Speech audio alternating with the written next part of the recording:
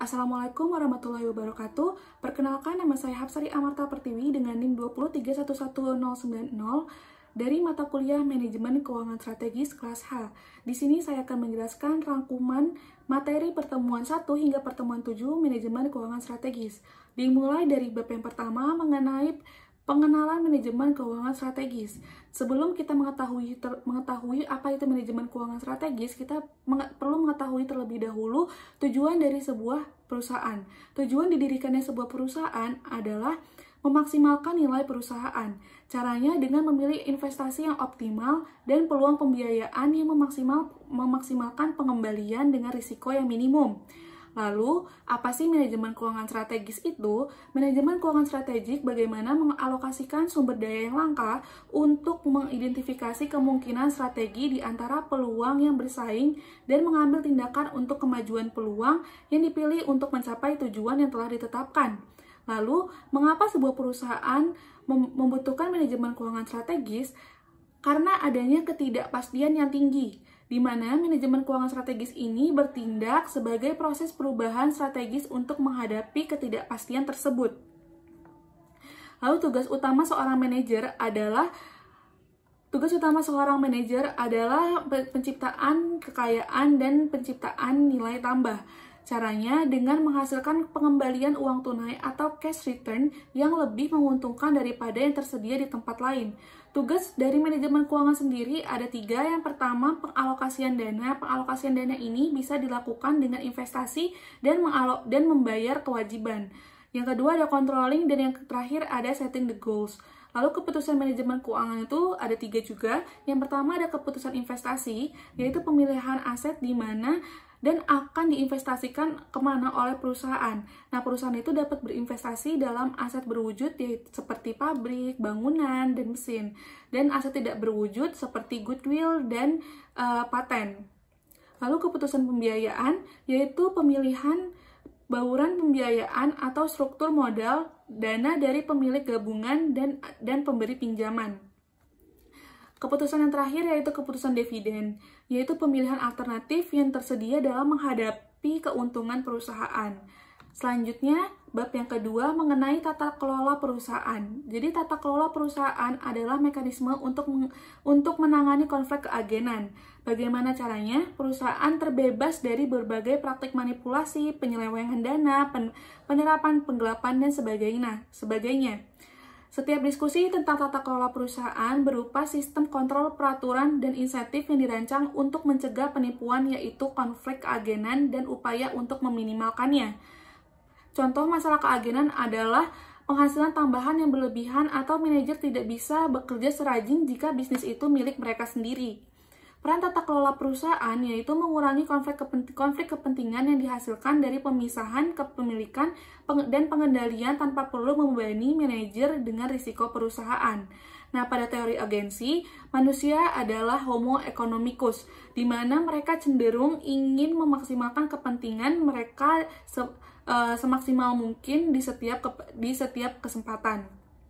Nah, tata kelola perusahaan itu intinya menjelaskan kepentingan antara pemegang saham dengan manajer agar tidak timbul konflik kepentingan. Caranya dengan mendesain insentif dan sistem monitoring oleh Dewan Komisaris Independen seperti pelaporan keuangan. Lanjut ke bab 3 tentang analisis kelayakan bisnis. Jadi, analisis kelayakan adalah proses menentukan apakah sebuah ide merupakan fondasi yang layak untuk menciptakan hasil yang sukses. Nah, ada tiga tipe analisis kelayakan. Yang pertama ada industri and market. Jadi industri and market menentukan seberapa menarik suatu industri untuk bisnis baru dan untuk mengidentifikasi ceruk yang menguntungkan. Dengan menggunakan 5 kekuatan Porter, yaitu calon peserta, buyer, supplier, pengganti, dan rival untuk perusahaan yang ada. Selanjutnya tipe yang kedua yaitu produk or service. Apakah pelanggan akan membeli barang atau jasa kami? Dan yang ketiga adalah finansial. Bisakah kami menyediakan produk atau layanan kepada pelanggan dengan mendapatkan keuntungan juga? Karakteristik proyek itu ada 4. Yang pertama ada independen. yaitu sebuah proyek yang penerimaannya atau penolakannya tidak menghalangi penerimaan proyek lain yang sedang dipertimbangkan. Contohnya ada pertimbangan proyek antara Indomie dan kecap, di mana ketika menolak atau menerima salah satu proyek ini tidak berdampak pada proyek kecap.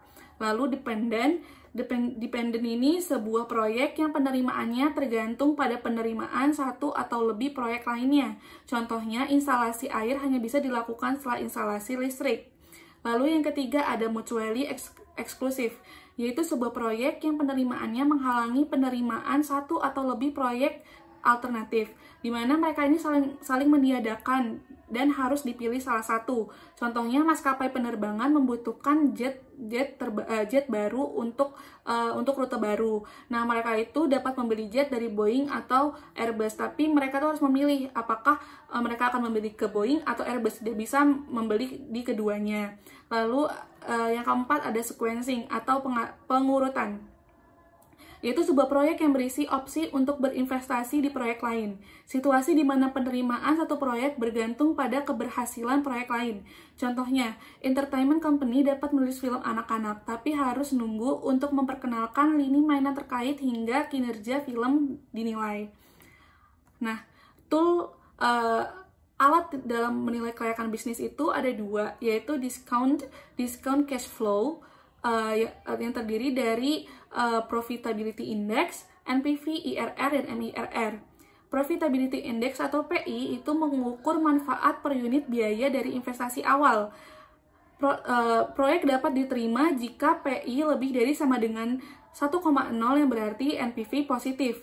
Risiko percent value dari arus kas bersih masa depan proyek terhadap arus kas keluar awal proyek. Indeks profitabilitas 1,1 menjelaskan bahwa untuk setiap $1 investasi menciptakan nilai tambah $0,10.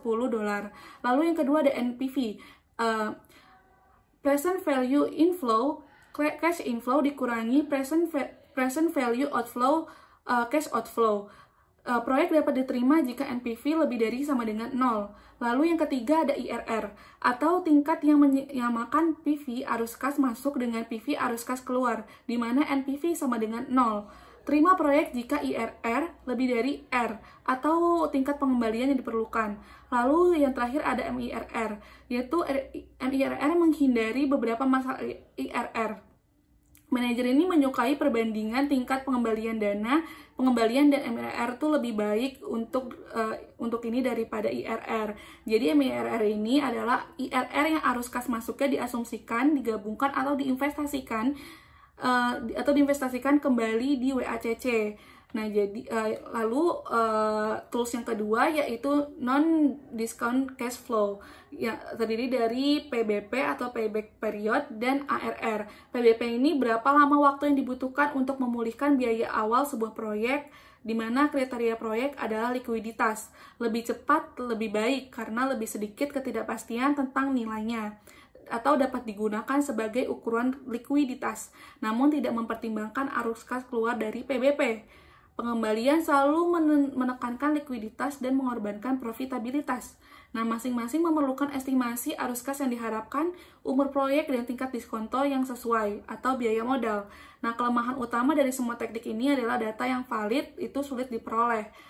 Sedangkan lalu bagaimana kriteria keputusan yang baik itu? Semua cash flow, yang pertama, semua cash flow dipertimbangkan. Yang kedua, time value of money dipertimbangkan. Yang ketiga, disesuaikan dengan resiko. Dan yang keempat, menunjukkan nilai tambah bagi perusahaan.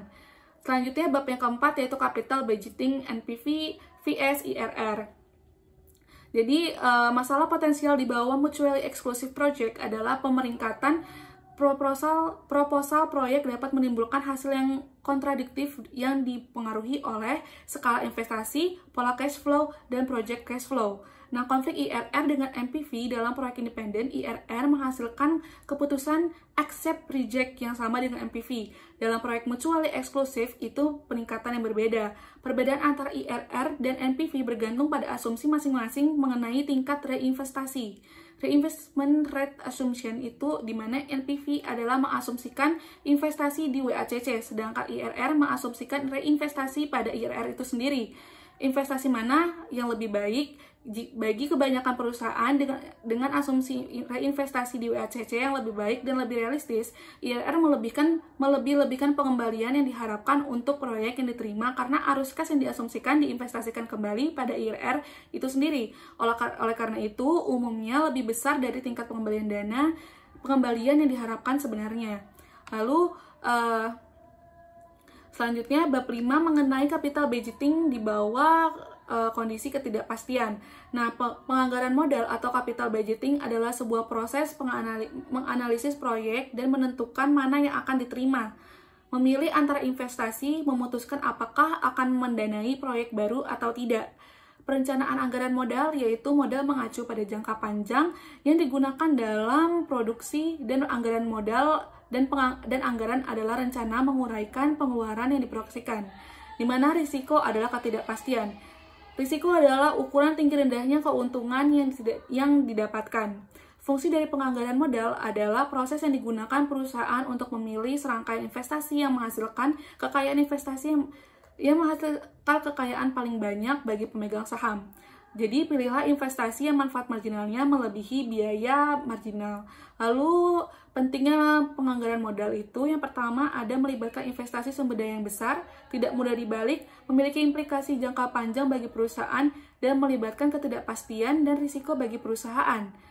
Jenis-jenis eksternalitas dari penganggaran modal, yang pertama ada negative within firm, yaitu kanibalisme yang terjadi jika produk baru bersaing dengan produk lama. Yang kedua ada positive within firm. Sebuah proyek baru akan melengkapi yang lama, di mana arus kas lama akan meningkat ketika yang baru diperkenalkan. Lalu yang ketiga ada environmental, dampak proyek terhadap lingkungan. Aturan dari regulasi pemerintah membatasi apa yang dapat dilakukan perusahaan, tetapi perusahaan memiliki fleksibilitas dalam menghadapi lingkungan.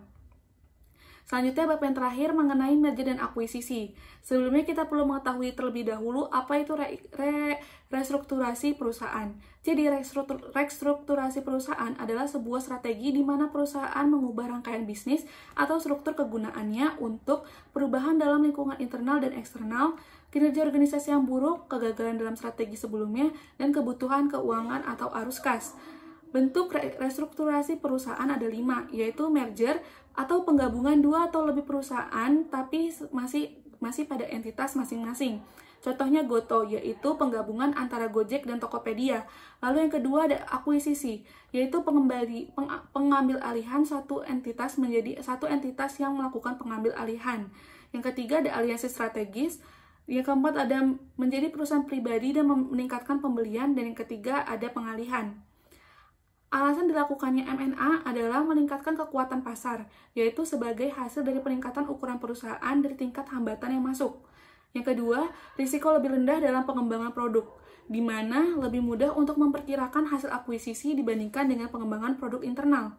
Yang ketiga, ada tingkat diversifikasi, yaitu modus yang paling umum dalam memasuki pasar baru dengan produk baru. Yang keempat, ada mengembangkan kemampuan baru, yaitu mengakuisisi perusahaan dan kemampuan terkait saling melengkapi atau membangun basis pengetahuan mereka sendiri.